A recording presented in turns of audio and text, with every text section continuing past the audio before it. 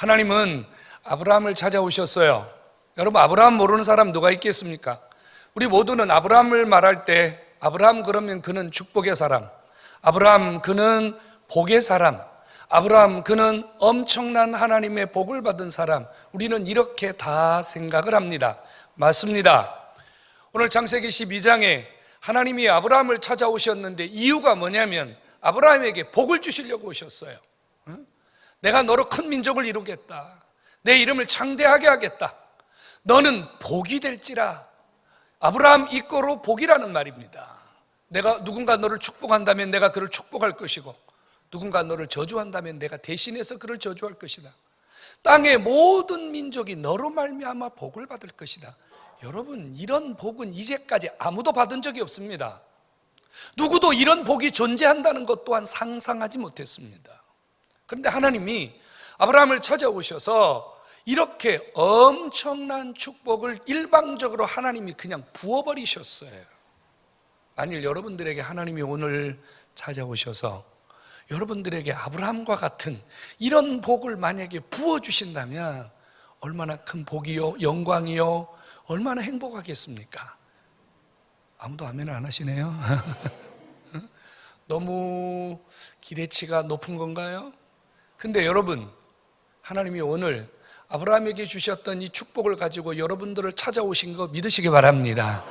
오늘 주 앞에 나오신 여러분들에게 아브라함에게 주었던 복, 너를 큰 민족으로 삼고 내가 내 이름을 창대하게 하며 너는 복이 될 것이고 누구도 너를 건들지 못하도록 내가 막아줄 것이며 너로 말미암아 땅의 모든 족속, 다시 말하면 네 이후에 아브라함 이후에 출생하는 모든 자들에게 하나님께서 복을 책임지고 주시겠다는 이 약속, 여러분 것임을 믿으시기 바랍니다. 이 복이 우리에게 필요해요. 근데 가만히 성경을 보면서요, 이런 의문점이 생겼거든요. 그럼 도대체 하나님은 아브라함에게 왜 이런 복을 주셨을까? 창세기 12장 이전에 아브라함이 하나님 앞에 이런 엄청난 복을 받을 수 있는 어떤 일을 행한 적이 없어요. 아브라함이 특별하게 하나님 앞에 어떤 신앙적인 결단을 하고 행동을 하고 어떤 하나님 앞에 대단한 어떤 일을 했다는 기록이 단 한 절도 기록되지 않았어요. 그의 아버지 데라, 유프라데스 강 건너편에 살던 작은 마을에서 우상을 제조하던 우상 섬기던 사람입니다. 옛날에는요, 대회 나가서 우승을 하면 트로피를 하는 걸 줬어요. 요즘은 메달 주는데 트로피. 그 트로피에 축구 선수들은 공 차는 모습이 있고 야구 선수들은 야구하는 모습이 있고 그렇잖아요. 그 형상, 데라라고 하는 아브라함의 아버지가 만들던 드라빔이라고 하는 데서 어원이 됐거든요. 드라빔 트로피입니다. 형상을 만들었어요. 그리고 그 형상을 신으로 섬겼어요. 아주 자연스러운 일이죠.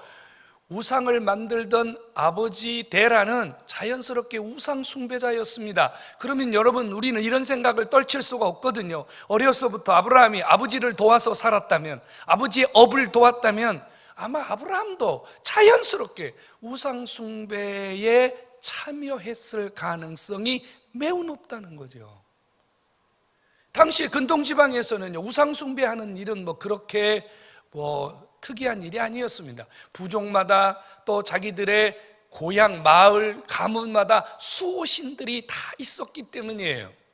그러면 우리는 퀘스천 마크 하나를 달 수밖에 없거든요. 아브라함, 아버지, 우상 숭배자, 우상 제조자, 우상을 적극적으로 사람들에게 섬기게 만들었던 그런 사람이, 아니, 하나님이 이런 복을 가지고 찾아오신 이유가 뭘까 하는 겁니다. 아브라함, 조금 전에 말씀드린 대로 창세기 12장 이전에 아무리 뒤져보아도 아브라함이 뭔가 주님에게 특별한 일을 했다는 기록은 전혀 찾아볼 수 없습니다. 왜 하나님은 아브라함을 찾아오셨을까? 하나님은 아브라함에게 이 엄청난 복을 왜 주셨을까? 궁금하지 않습니까? 우리는 보통 아브라함 생각할 때 복의 조상이고 복을 많이 받은 사람이라고 생각을 했지만 아브라함이 이 복을 어떻게 받았는지에 대해서는 별로 알려진 바가 없다는 사실입니다. 사랑하는 성도 여러분, 우리는 다 가정을 대표하는 아버지고 어머니입니다. 그리고 우리에게는 자식들이 있습니다. 중요한 것은 이 아브라함과 같은 이런 복을 아버지가 받아야, 어머니가 받아야 이 복을 통해서 축복의 통로가 열리고 자손들이 복을 받는 역사가 일어나는 줄로 믿으시기 바랍니다. 그러면 아브라함은 이 복을 어떻게 받았을까? 여러분, 저는 곰곰이 이런 생각을 했습니다. 아브라함이 복을 받았던 시간, 시제 말입니다. 시제, 시간. 과거, 현재, 미래, 시제라고 하지 않아요? 아브라함이 복을 받았던 이 시제를 우리가 절대로 간과해서는 안 된다는 거예요. 이 말은 무슨 말인가 하면 하나님이 지금 창세기 12장의 시간에 찾아오신 것은 이미 아브라함에게 이 엄청난 복이 임한 것이 아니라 하나님이 아브라함에게 이 복을 선포하셨고 이 복을 받은 아브라함이 앞으로 이 복을 받는 사람이 될 거냐, 이 복을 잃어버리는 사람이 될 거냐는 아브라함의 몫이라는 겁니다. 하나님의 계획 속에, 하나님의 거대한 섭리 속에 하나님이 아브라함을 담았어요. 아브라함을 주님이 선택했어요. 이것은 하나님의 주권이라고 하는 거예요. 하나님이 누구를 찾아가시고 하나님이 누구에게 복을 주시는 이 일은 전적인 하나님의 권한, 전적인 하나님의 주권이에요. 하나님이 그 당시에 했던 수많은 인구들 가운데 하나님이 아브라함이라는 사람을 복주려고 주님이 주권적으로 선택하셨다는 겁니다. 이것을 은혜라고 부르는 거예요. 하나님이 우리를 찾아오시는 것, 하나님이 나 같은 사람을 불러서 예수 믿게 한 것, 하나님이 오늘도 나를 향해서 은혜를 베푸시는 것, 다 하나님이 나를 사랑하사 일방적으로 베푸시는 복인 줄로 믿으시기를 축원합니다. 하나님 왜 나를 선택하셨습니까? 하나님 마음이라 이 말이에요. 하나님 마음이에요. 하나님 마음.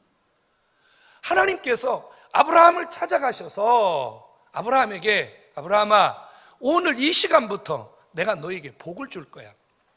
하늘의 복도 줄 거고 땅의 복도 줄 거고 명예의 복도 줄 거고 자식의 복도 줄 거고 다 줄 거야.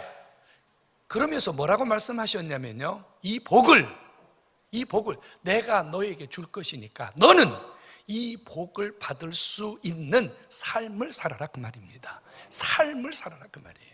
복은 12장의 시간에서 임한 게 아니라 이 복을 받은 아브라함이 결단하고 행동하고 그 복을 받을 만한 삶을 살았을 때 그의 삶 속에서 하나님이 약속하신 복을 주셨음을 믿으시기를 축원합니다. 이것이 중요해요. 복을 받았다가 아니라 그 복을 내가 어떻게 누리느냐가 중요합니다.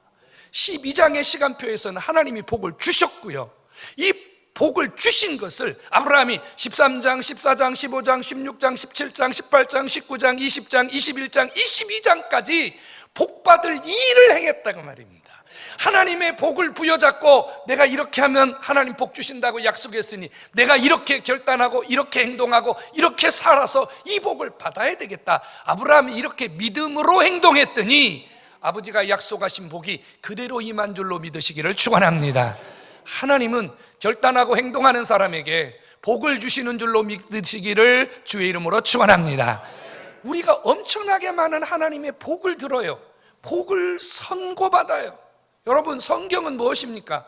성경은 하나님께서 우리에게 복을 주시겠다고 약속하신 하나님의 선고, 복 주시는 아버지의 축복 선언인 줄로 믿으시기를 축원합니다.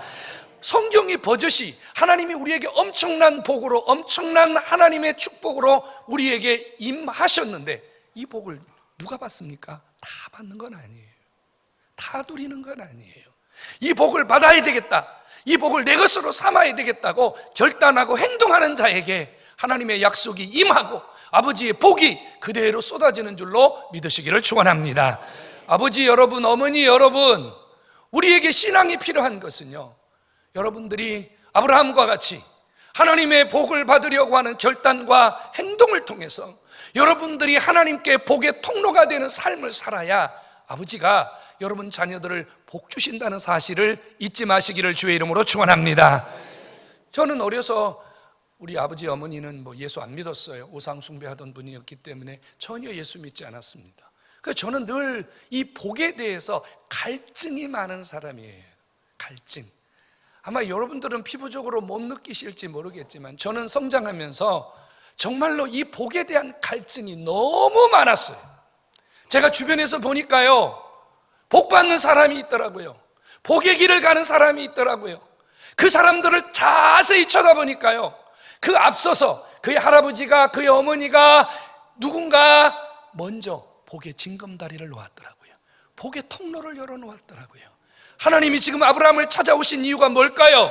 너는 복이 될지라 네가 복의 통로를 열어라. 네가 복 받는 사람의 길을 가라. 그리하면 너와 내 자손이 네가 간 그 복의 통로를 통해서 다 복을 얻게 될 것이다. 너로 말미암아 천하 만민이 복을 받을 것이다. 오늘 여기 예배하는 어머니, 여기 아버지, 사랑하는 부모님들, 정말로 이 축복의 통로가 되어지기를 한 번 더 주의 이름으로 축원합니다. 복은 그냥 임하는 것이 아닙니다. 아무것도 하지 않는 사람은 어떤 역사도 일어나지 않습니다. 아브라함이 복을 들었고 아브라함이 복을 받았지만 아무것도 하지 않았다면 그의 삶에도 어떤 일이 일어나지 않았습니다. 결과적으로 말한다면 아브라함은 복을 받았거든요. 하나님이 약속하신 이 복을 그대로 누렸거든요. 그렇다면 아브라함의 삶 속에 복을 받을 만한 결단, 복을 받을 만한 행동이 있었다는 거예요. 저는요, 이런 설교 잘하지 않습니다만은 본문을 좀 초월해서 12장부터 22장까지 아브라함의 행적 몇 가지를 소개하려고 합니다. 아브라함이 결단하고 아브라함이 복을 받을 만한 행동 몇 가지를 소개하려고 하는데, 여러분들의 삶과 한번 비교를 해보십시오. 아브라함은 복 받기 위해서, 아브라함은 복의 통로가 되기 위해서 이렇게 살았는데 과연 나는 아브라함처럼 살고 있는가? 나는 지금 복의 통로가 되는지 점검해 보시기를 바랍니다. 아브라함은요, 하나님이 자신에게 복을 주신다는 말씀을 듣고 하나님의 명령대로 떠났습니다. 자기의 친척, 자기의 아비의 터전, 조상 대대로 살아왔던 그곳을 떠났습니다. 여러분, 나이가 75세입니다. 떠나는 거 쉽지 않습니다. 당시에는 농경사회거든요. 한번 이주해서 씨를 뿌리고 열매를 맺어서 먹거리를 챙겨야 되는 그런 시대입니다. 어디로 함부로 옮긴다는 것은 정말로 매우 곤란한 일을 많이 겪을 각오를 해야 됩니다. 특별히 이동하는 과정 속에서 여러 부족들의 위험도 감수해야만 합니다. 그럼에도 불구하고 아브라함은 떠났습니다. 뭐 때문에요? 아버지가 떠나면 복 주신다. 아버지가 이곳을 떠나야 내가 너에게 이 복을 준다는 그 약속을 믿었기 때문에. 할렐루야. 믿었기 때문에 떠난 거예요. 믿었기 때문에 떠난 거예요. 내가 복 받아야 되겠다 결단을 하고 복 받기 위해서는 떠나야 된다고 행동을 했다 그 말입니다. 아브라함은 가는 곳마다 예배했습니다. 오늘 12장 8절, 9절, 13장 4절 계속해서 보면요, 아브라함이 옮길 때마다 하나님께 제단을 쌓습니다. 무슨 말입니까? 아브라함은 모든 삶의 중심이 하나님께 있었다는 얘기입니다. 하나님 말이에요. 하나님. 여기 가도 하나님, 저기 가도 하나님, 이 일을 해도 하나님, 저 일을 해도 하나님. 하나님을 예배하고 하나님을 중심하고 하나님을 섬기는 신앙을 가지고 무슨 일이든지 했다 그 말이에요. 왜요? 하나님이 자기의 모든 삶을 쥐고 계시다는 사실을 철저하게 믿었기 때문입니다. 하나님 도와주셔야 된다. 하나님 함께 해주셔야 된다. 하나님의 역사가 필요하다. 이것을 아는 자는 하나님께 엎드리고 하나님께 구하고 하나님을 예배하고 하나님을 높이는 예배자가 되는 것을 깨닫기를 바랍니다. 여러분, 예배자가 망하는 거 보셨습니까? 여러분, 이런 이야기 들어보셨습니까?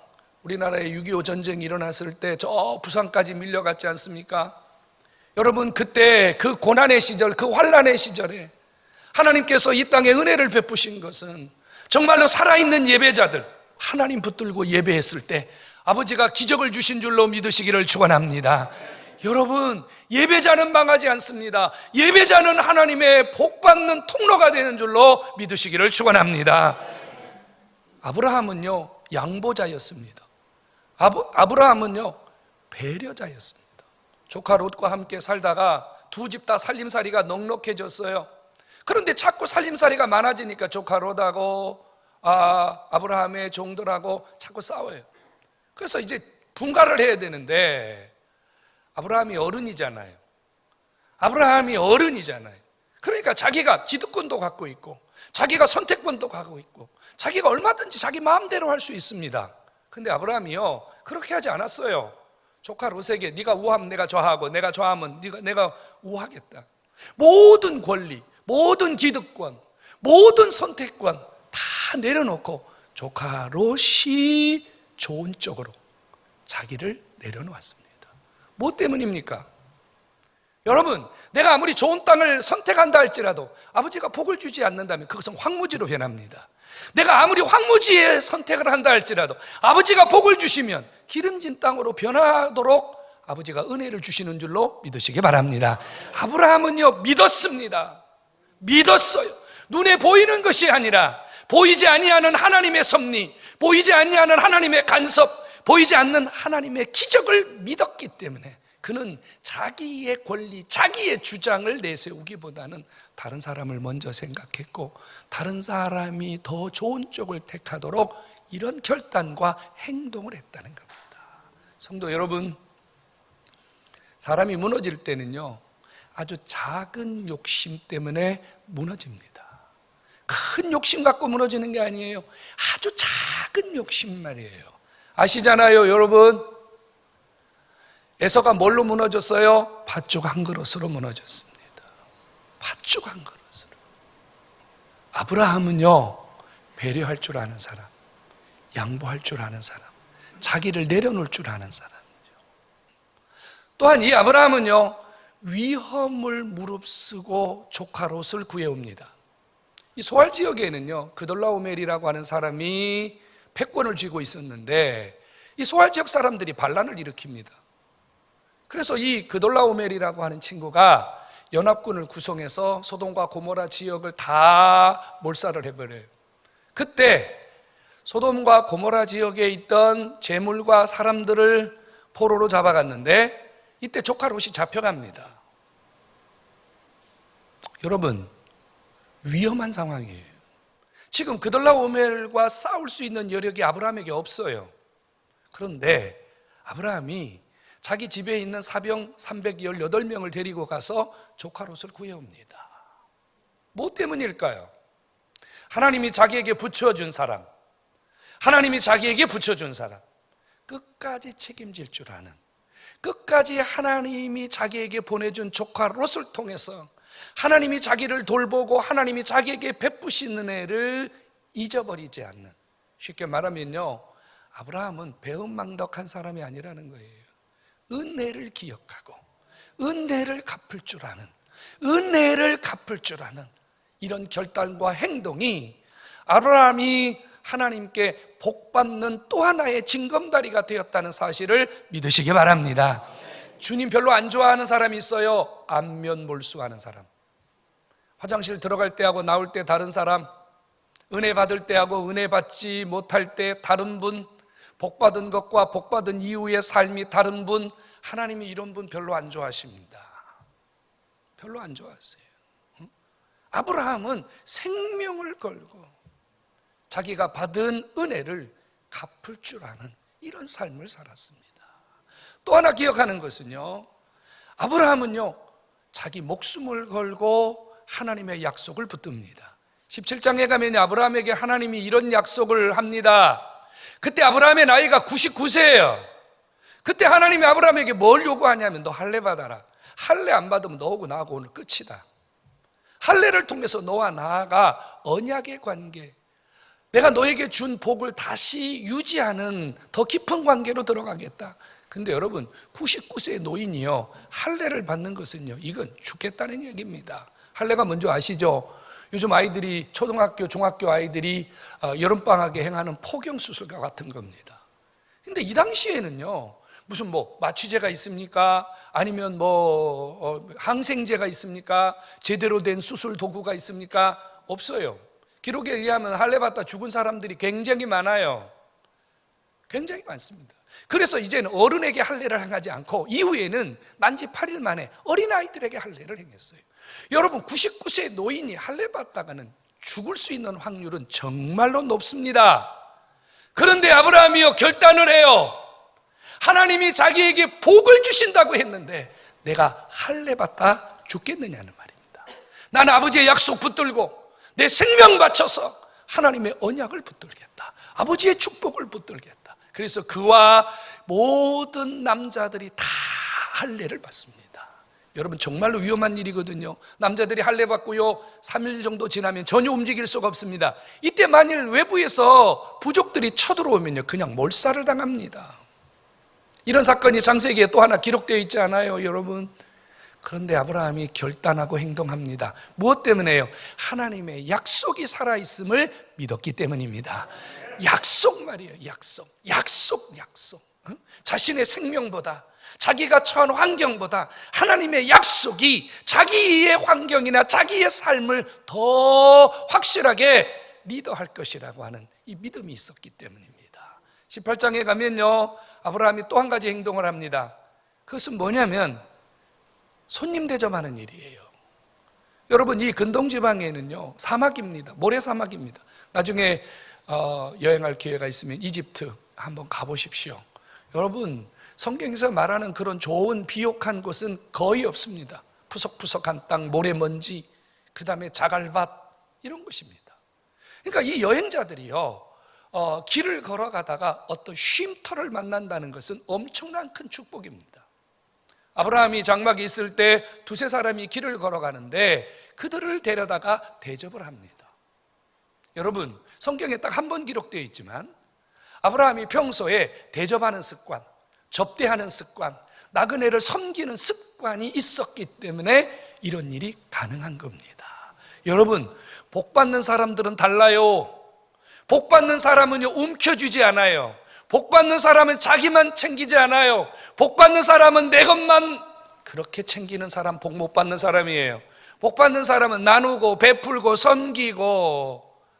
아브라함이 이렇게 섬겼을 때 하나님이 무슨 복을 주었습니까? 그때 장막 뒤에서 아브라함의 부인이었던 사레가 이렇게 무슨 이야기를 하고 있나 엿듣고 있었는데 그 손님 중에 한 분이 이런 얘기 하지 않아요? 내년 이맘때쯤에 아들이 있을 것이라. 그때 아브라함의 나이는 100살입니다. 사레는요 여인의 기능이 다 상실되어 있어요. 이거는 인간적인 방법으로는 아이를 낳을 수 있는 전혀 불가능한 상태였단 말입니다. 그래서 사라가 장막 뒤에서 웃지 않습니까? 웃지 않아요. 누구입니까 그 사람이? 성경은 이렇게 말하죠. 아브라함이 부지 중에 천사를 대접했다고요. 하나님을 섬겼다고요. 성도 여러분, 여러분들에게 다가오는 모든 사람들은 어쩌면 아버지가 여러분들에게 복을 주시려고 보내주신 하나님의 사람일지도 모른다는 믿음을 가지시기 바랍니다. 그리고 결정적인 사건이 하나가 있죠. 여러분들이 잘 아는 창세기 22장에 하나님이 이삭을 요구한 사건입니다. 아들을 달라 그러는 거예요. 아들을 달라 그러는 거예요. 하나밖에 없는 아들 말이에요. 쉬운 일 아니죠, 여러분. 우리가 자녀들에 대한 애착, 자녀들에 대한 사랑이 얼마나 끔찍합니까? 근데 이 아브라함에게는 우리가 갖고 있는 정도보다 훨씬 더 강한 애적이 있었다고요. 100세에 얻은 아들. 근데 과감없이 아버지 앞에 드리잖아요. 무엇 때문일까요? 히브리서 9장은 이렇게 말해요. 17절과 19절에서요. 아브라함이 이삭을 드릴 수 있었던 것은 바로 하나님의 약속, 부활신앙을 가지고 아들을 드렸다고 말입니다. 아브라함 속에 뭐가 있었냐면요, 내가 죽은 자와 같은 그런 상태였는데 아들을 주셨는데 이 아들을 할아버지 앞에 드린다면 이 아들을 또 살려주시든지 또 다른 아들을 주시든지 하나님이 주시는 복에 대한 철저한 믿음과 신뢰가 있었기 때문에 가능했다고 말입니다. 여러분, 위대한 결단 그 뒤에는 위대한 축복이 따라오는 줄로 믿으시기를 축원합니다.